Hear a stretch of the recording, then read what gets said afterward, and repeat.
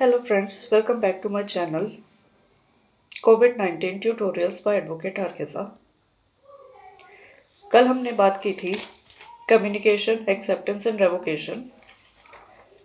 आज का जो हमारा लेक्चर है उसमें हम बात करेंगे the concept of contracts and concept of free consent.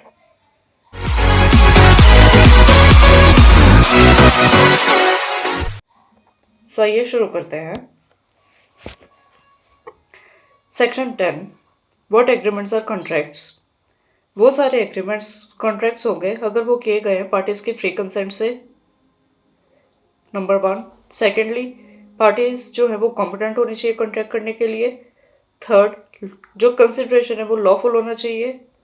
Fourth, जो ऑब्जेक्ट है वो लॉफुल होना चाहिए और ये किसी भी तरीके से इसको जो है वो वॉइड डिक्लेयर नहीं किया गया हो।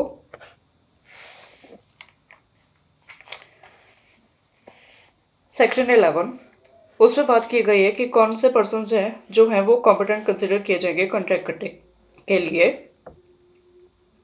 हर एक पर्सन कॉम्पिटेंट है कॉन्ट्रैक्ट करने के लिए जो कि मेजर हो उस लॉ के अकॉर्डिंग और टू विच ही सब्जेक्ट, दैट इज जो लॉ उसके ऊपर एप्लीकेबल है उस लॉ के अकॉर्डिंगली वो मेजर होना चाहिए, जो कि साउंड माइंड का होना चाहिए और उसको किसी भी तरीके से डिस्क्वालीफाई नहीं किया गया है कॉन्ट्रैक्ट में एंटर करने के लिए। सेक्शन 12 इसमें बात की गई है what is sound mind for the purpose of contracting. Sound mind हम किसे कहते हैं, कौन सा पर्सन जो होगा वो साउंड माइंड कंसिडर किया जाएगा। एक पर्सन जो है वो साउंड माइंड तब होगा अगर कॉन्ट्रैक्ट के टाइम पे वो कैपेबल है और उन टर्म्स का उसके ऊपर क्या इफेक्ट होगा वो भी उसको बहुत अच्छे से पता है कि अगर वो कॉन्ट्रैक्ट में एंटर करेगा कि तो एंटर करने के बाद मेरे ऊपर ये राइट्स और ऑब्लिगेशंस लगेंगी उस कॉन्ट्रैक्ट के अकॉर्डिंग। वो पर्सन जो कि यूजुअली अनसाउंड माइंड का होता है बट कभी कभी वो साउंड माइंड का होता है, तो वो कॉन्ट्रैक्ट जब वो साउंड माइंड में है वो अगर उस साउंड माइंड के दौरान एंटर करता है कॉन्ट्रैक्ट में तो वो बिल्कुल वैलिड कॉन्ट्रैक्ट कंसिडर किया जाएगा। वो पर्सन जो कि यूजुअली साउंड माइंड का होता है बट ओकेजनली वो अनसाउंड माइंड का है, तो अगर उसने अनसाउंड माइंड के दौरान कॉन्ट्रैक्ट एंटर किया है तो वो वैलिड कॉन्ट्रैक्ट कंसिडर नहीं किया जाएगा। फॉर एग्जाम्पल, एक पेशेंट है ल्यूनेटिक असाइलम में, उसको कुछ इंटरवल्स जो है वो साउंड माइंड की होती हैं, तो अगर उसने उन साउंड माइंड के इंटरवल्स के दौरान कॉन्ट्रैक्ट में एंटर किया है तो वो वैलिड होगा। वो अगर कोई ऐसा सेलमैन है जो कि इतना ज़्यादा ड्रंक है कि उसको पता ही नहीं है कि जो वो कॉन्ट्रैक्ट में एंटर कर रहा है उसकी क्या टर्म्स और कंडीशंस हैं और वो उसके ऊपर कैसे एप्लीकेबल होगा, उसके राइट्स और ऑब्लिगेशंस उसके ऊपर कैसे होंगे, तो वो वैलिड कॉन्ट्रैक्ट कंसिडर नहीं किया जाएगा। अब बात करते हैं कंसेप्ट ऑफ कंसेंट की, जो कि डिफाइंड है सेक्शन 13 में। जब दो या दो से ज्यादा पर्सन्स एग्री करते हैं सेम चीज के ऊपर सेम सेंस में, that is consensus ad idem होता है, तो वो कही जाती है consent, that is free consent. अब फ्री कंसेंट कब होगी? जब एक पर्सन की कंसेंट जो है वो coercion, undue influence, fraud, misrepresentation या मिस्टेक से ना ली गई हो। अब ये सारे टर्म्स को हम पढ़ते हैं डिटेल में। सेक्शन 15 जो है वो बात करता है about the term coercion. Coercion किसे कहा जाएगा? कोअर्जन कुछ ऐसा एक्ट होता है जो कि कमिट किया गया है या थ्रेट किया गया है कमिट करने से, कोई भी ऐसा एक्ट जो कि IPC that is Indian penal code है वो फॉरबिड करता है, या किसी अनलॉफुल तरीके से डिटेन कर रहे हो आप किसी को या थ्रेट कर रहे हो किसी को डिटेन करने को, या तो उस किसी पर्सन को आप डिटेन कर रहे हो या उसकी प्रॉपर्टी को डिटेन कर रहे हो ताकि प्रेजुडिस कॉज हो सके उस पर्सन को और उस प्रेजुडिस के अंदर आके वो आपके साथ कॉन्ट्रैक्ट करे। ये होता है कोअर्जन। फॉर एग्जाम्पल, ए और बी जो है वो एक इंग्लिश शिप पे हैं। ए अब क्रिमिनली इंटिमिडेट करके बी को कहता है कि तुम मेरे साथ कॉन्ट्रैक्ट करो। अब क्योंकि जो ये क्रिमिनल इंटिमिडेशन है वो सेक्शन 506 है आईपीसी का, उसके अंडर ये फॉरबिड है, तो ए जो है वो बी को सू कर सकता है जब वो सपोज कैलकाटा में पहुंचता है कि मेरी जो कंसेंट है वो कोर्जन से ली गई है।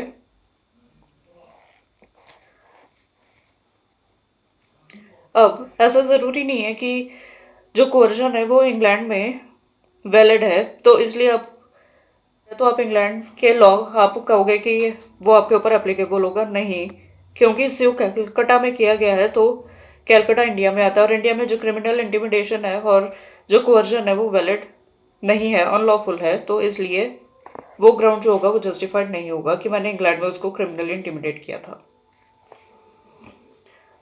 सेक्शन 16 बात करता है about the term undue influence. Undue influence कब होता है? जब दो पार्टीज के बीच का रिलेशनशिप जो है वो इस तरीके से होता है कि एक पार्टी जो है वो सुपेरियर अथॉरिटी में है और उसकी अथॉरिटी इस तरीके से है कि वो डोमिनेट कर सकता है द विल ऑफ उस पर्सन की जिससे कि वो कॉन्ट्रैक्ट करवाना चाहता है, या दो पार्टीज जो है वो आपस में फिड्यूशियरी रिलेशनशिप जो है वो शेयर करते हैं।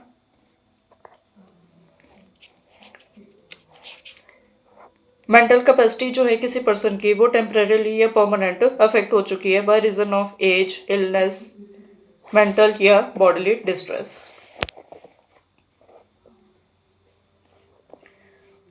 जहाँ पे कि पर्सन की ऐसी कोई पोजीशन है कि वो डोमिनेट कर सकता है द विल ऑफ अदर, और दोनों पार्टीज की जो बार्गेनिंग पावर है वो इस तरीके से है कि एक जो है वो ये कहता है कि नहीं, मैंने कोई इसके ऊपर अंडर इन्फ्लुएंस नहीं किया, तो जो वो ये ग्राउंड ले रहा है जो पर्सन, उसको ये प्रूव करने की उसकी इतनी अथॉरिटी नहीं थी कि वो उसने जो दूसरी पार्टी है उसको वो अंडर इन्फ्लुएंस डाला उसके ऊपर कॉन्ट्रैक्ट एंटर करने के लिए। फॉर एग्जाम्पल ए जो है उसकी इतनी एज है और बी सपोज एक मेडिकल प्रैक्टिशनर है, तो वो ए से अपनी फीस निकलवाने के लिए उसको वो अनड्यूली इन्फ्लुएंस कर रहा है, उसको वो थ्रेट कर रहा है कि मैं तुम्हारे साथ ऐसा कर दूंगा वैसा कर दूंगा। तो ये क्या है? ये अनड्यू इन्फ्लुएंस है, क्योंकि बी जो है वो एक मेडिकल प्रैक्टिशनर है और उसकी बार्गेनिंग पावर हाई है एज कम्पेयर टू ए जो कि एक पेशेंट है। सेक्शन 17 इस पे डिफाइन है टर्म फ्रॉड। फ्रॉड अब कब करता है एक पर्सन? जब सजेशन दिया गया है एक पर्टिकुलर फैक्ट की जो कि सही नहीं है, और जो पर्सन एक फैक्ट के ऊपर अपने सजेशन दे रहा है उसको भी ये बात पता है कि जो मैं बोल रहा हूं वो सही नहीं है। किसी पार्टी ने कुछ एक्टिव कंसीलमेंट की है एक पर्टिकुलर फैक्ट की, या उस फैक्ट के ऊपर किसी नॉलेज की या बिलीफ की, कुछ ऐसा प्रॉमिस किया है जिसमें कि कोई इंटेंशन नहीं उसको परफॉर्म करने की, डिसीव करना है तो इसलिए उसने कुछ ऐसा एक्ट कर दिया है, कोई ऐसी एक्ट या ओमिशन करना जो कि फ्रॉडुलेंट डिक्लेयर की गई है लॉ द्वारा। ये सेक्शन एक्चुअली कहना क्या चाह रहा है? तो उस पर्सन को पता है कि उसकी विलिंगनेस जो है वो अफेक्ट होगी अगर वो शांत रहता है, तो ये उसको फ्रॉड कंसिडर नहीं किया जाएगा। बट जहाँ पे कि उसकी ड्यूटी थी बोलने की और फिर भी वो चुप रहा है, उसने साइलेंस रखी है, तो वो फ्रॉड कंसिडर होगा। फॉर एग्जाम्पल ए जो है वो बी को अपना हॉर्स बेचता है ऑक्शन से, और ए को पता है कि वो जो हॉर्स है वो अनसाउंड माइंड का है, बट वो बी को नहीं बताता उसकी अनसाउंडनेस के बारे में। इस सिचुएशन में ए ने कोई फ्रॉड नहीं किया है। बट अगर बी कहता है ए से कि अगर आप कुछ नहीं बोलोगे हॉर्स की अनसाउंडनेस के बारे में, तो मैं ये प्रिज्यूम करके चलूंगा कि हॉर्स जो है वो साउंड माइंड का है। इस सिचुएशन में ए ने कुछ नहीं कहा है, तो हेयर जो ए का साइलेंस है वो इक्विवेलेंट है टू स्पीच, सो उसने फ्रॉड कमिट किया है उसके ऊपर। सेक्शन 18 ये बात करता है about the term misrepresentation. Misrepresentation कब होगी? जब कुछ पॉजिटिव असर्शन दी गई है उस पर्सन द्वारा जो कि इंफॉर्मेशन निकलवाना चाहता है किसी दूसरे पर्सन से, बट उसको पता है कि जो वो बोल रहा है वो सही नहीं है। सेकेंडली, कोई भी अगर उसने ड्यूटी की ब्रीच की है बिना किसी इंटेंशन के डिसीव करने की, और उस डिसेप्शन से उसने जिस पर्सन से वो एडवांटेज लेना चाहता है उसके ऊपर उसने कुछ ऐसा कर दिया है कि जिससे कि वो दूसरा पर्सन है वो मिसलीड हो सके। थर्ड, इनोसेंटली उसने कुछ मिस्टेक से कुछ कह दिया है। ये सारी सिचुएशंस जो होती हैं वो बनाती हैं आपका मिसरिप्रेजेंटेशन। फॉर एग्जांपल, मैं जाती हूँ किसी बी के पास, उसकी बहुत हाई फाई कंपनी है, और मैं कहती हूँ कि मैं अंबानी ग्रुप ऑफ इंडस्ट्रीज की तरफ से आई हूँ और मुझे वो चाहिए, सपोज 10,000 रुपीज़ चाहिए मुझे आपकी बी की कंपनी से। जो मेरी रिप्रेजेंटेशन है कि मैं अंबानी ग्रुप ऑफ कंपनीज की तरफ से आई हूँ, वो मेरे पार्ट पे जो होगा वो मिसरिप्रेजेंटेशन होगा। मैं अपने आप को मिसरिप्रेजेंट कर रही हूँ। Section 19, voidability of agreements without free consent. जब कंसेंट है एक एग्रीमेंट की वो किसी कोर्जन, फ्रॉड या मिसरिप्रेजेंटेशन द्वारा कॉज की है, जो एग्रीमेंट होगा इस कॉन्ट्रैक्ट का वो वॉडेबल होगा उस पर्सन के बिहाफ पे जिससे कि ऐसी कंसेंट ली गई है। जिस पर्सन की कंसेंट जो है वो फ्रॉड या मिसरिप्रेजेंटेशन से ली गई है, अगर उसको लगता है और वो अगर इंसिस्ट करता है कि कॉन्ट्रैक्ट जो है वो परफॉर्म किया जाना चाहिए, तो जो भी उस पर्सन को रिप्रेजेंटेशन दी गई है वो मानी जाएंगी कि ऐसी कोई रिप्रेजेंटेशन जो थी वो नहीं हुई थी, मतलब उसके ऊपर कोई फ्रॉड, कोअर्जन वगैरह इन्फ्लुएंस नहीं किया गया था। अगर वो कह देते हैं कि ठीक है मैं विलिंग हूँ वो कॉन्ट्रैक्ट परफॉर्म करने के लिए। अब इस रूल का एक्सेप्शन क्या कहता है? वो ये कहता है कि अगर कंसेंट कॉज हुई है किसी मिसरिप्रेजेंटेशन से या साइलेंस से with in the meaning of section 17, जो कि हमने पीछे पढ़ा अभी, जो कॉन्ट्रैक्ट होगा वो वॉडेबल नहीं होगा। सिर्फ इस बेसिस वो वॉडेबल नहीं होगा। क्योंकि जो पार्टी थी जिसकी ऐसे कंसेंट ली गई है उसके पास मीन्स थे डिस्कवर करने के लिए कि जो मिसरिप्रेजेंटेशन है या साइलेंस से जो फ्रॉड किया गया है वो ठीक था या नहीं था। दैट इज वो अपनी ऑर्डिनरी डिलीजेंस यूज करके पता लगवा सकता था उस मिसरिप्रेजेंटेशन या साइलेंस के बारे में। अब फॉर एग्जाम्पल, ए फ्रॉडुलेंटली कह देते थे बी को कि मेरी जो एस्टेट है वो फ्री है किसी भी एनकम्बरेंस से। बी जो है वो फिर उसके एस्टेट को खरीद लेता है। बाद में उसको पता चलता है कि जो एस्टेट है वो सब्जेक्टेड टू मॉर्टगेज। अब ये बी के ऊपर डिपेंड करता है कि वो कॉन्ट्रैक्ट को अवॉइड करवा सकता है या उसको वो एक्सेप्ट कर लेता है वैलिड, और जो उसका मॉर्टगेज है उसको वो रिडीम करा लेता है। एक और एग्जांपल हम देखते हैं। फॉर एग्जांपल, ए जो है वो ये कहता है डिसीव करता है बी को कि मेरी इंडस्ट्री में 500 mounts of indigo annually manufacture होती है, बट इन रियलिटी ऐसा कुछ नहीं होता है। और इससे क्या है, वो बी को इंड्यूस करे कि वो उसकी फैक्ट्री खरीद ले।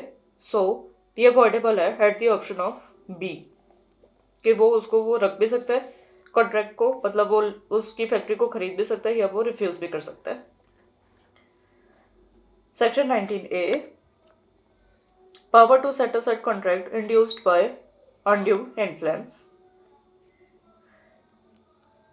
किसी पार्टी की अगर कोई कंसेंट है वो ली गई है किसी अनड्यू इन्फ्लुएंस से, तो जो एग्रीमेंट है वो क्या होगा, कॉन्ट्रैक्ट होगा वॉइडेबल उस पर्सन की ऑप्शन पे जिससे कि अनड्यू इन्फ्लुएंस किया गया है।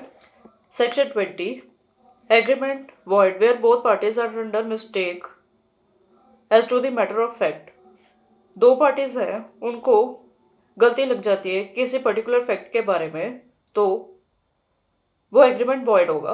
दैट इज उसको आप लीगली इन्फोर्स नहीं करा सकते हैं।